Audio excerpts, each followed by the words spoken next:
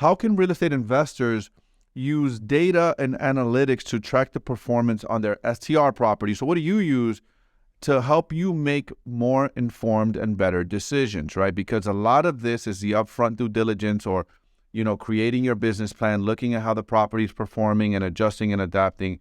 Can you share what are some of those resources and tools that you use, and how do you do it? Sure. So two ways. So on the way into a property, I use a website called airdna.co. Mm-hmm.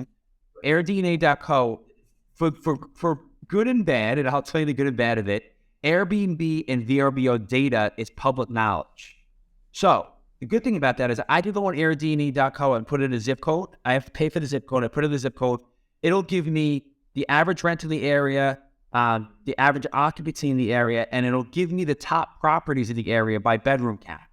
So I can actually go into an area and say, hey, I want Grant, Pennsylvania. I can go in, put the zip code in, and look up the top Airbnb properties in that area, and then I know who my competition is, and it shows me exactly how much money they've made over the last 12 months on Airbnb and VRBO. So that's the great part of it, right? You can go into a purchase or a market with real data solely based on short-term rentals.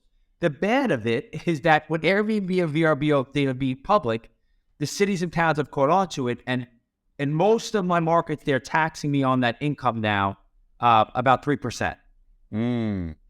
So break that. Explain that to me. I'm not a STR guy, so they didn't know before. Can you break that down to me? I don't understand what that means. For the last 2 years, especially since COVID, most of these towns have gotten smart, and for the most part, they're making you get a short-term rental permit. Okay, yeah. Mm-hmm. And with that short-term rental permit, you have to report your income monthly to them, and then they're not every place, but a lot of places. Then they're the most I pay is about 3%, about 3% tax on my gross rental. On your gross revenue. Okay. Yeah, there's usually a small fee for the rental permit, somewhere between $200 $500 in a year. So that's something that's new. And before I buy a property, I always call the local municipality and say, hey, what are your short-term rental laws? Because it's very, very important, that going in, because I've had laws that have changed, and I've talked to people who bought properties in areas that they didn't know the laws, and it really screwed them up later on. So you really need to know the laws before you put any money into buying a property in these areas. Got it, especially when you're projecting out those numbers. I mean, I use a couple of different things. So I use a company called Guesty. And Guesty allows me to list my property through them on all the platforms that I spoke about already. So it goes in there to list on all the platforms I wanted to list on. From there, I can pull reports for the month.